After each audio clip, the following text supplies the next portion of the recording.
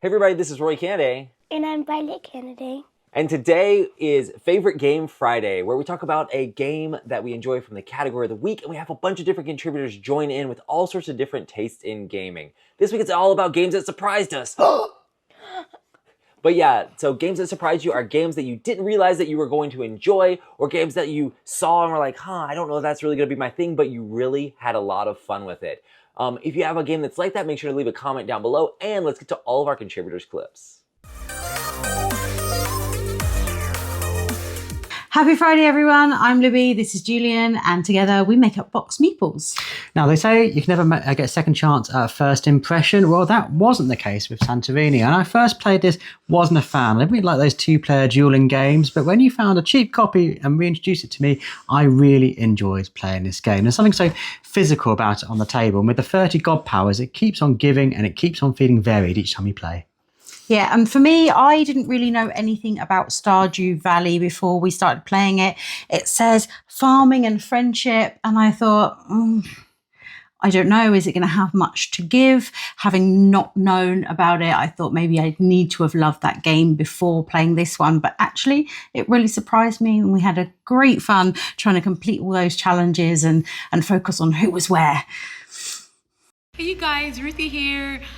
So a game that surprised me, that I thought wasn't gonna like, that I ended up liking, right? Okay, yeah, was Battlestar Galactica. Just because I've never seen the show, and then once Roy was explaining the game to me, he was telling me that there's some deception going on in the game, so I was a little thrown off by it. But once I started playing and trying to figure out who the Cylon was, sold. Especially when Roy was a Cylon, and listen. What's up, folks? I'm Dwayne from the YouTube channel Blackboard Gaming. This week we're talking about our biggest surprises of the year. And my biggest surprise is a game that's probably going to be in my top 10 games of the year.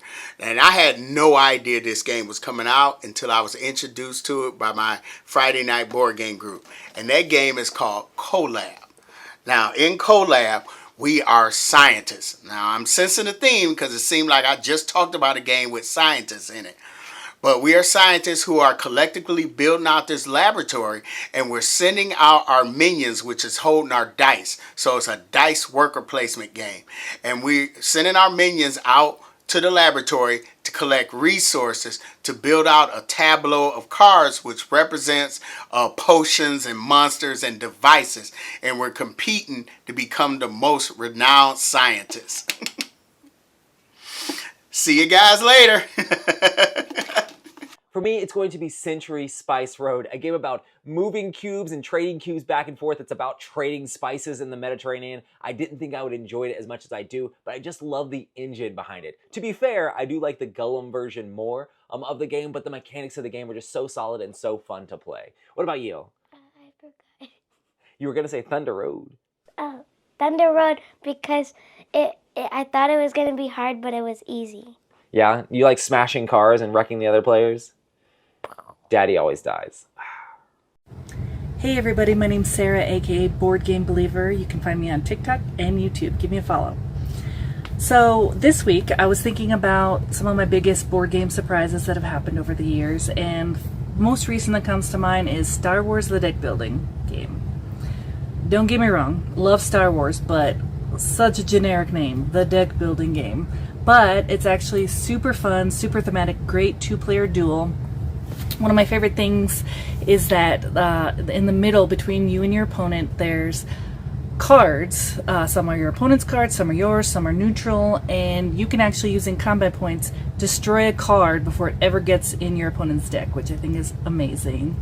When your base is destroyed, which is how you lose the game, 3 bases get destroyed of yours.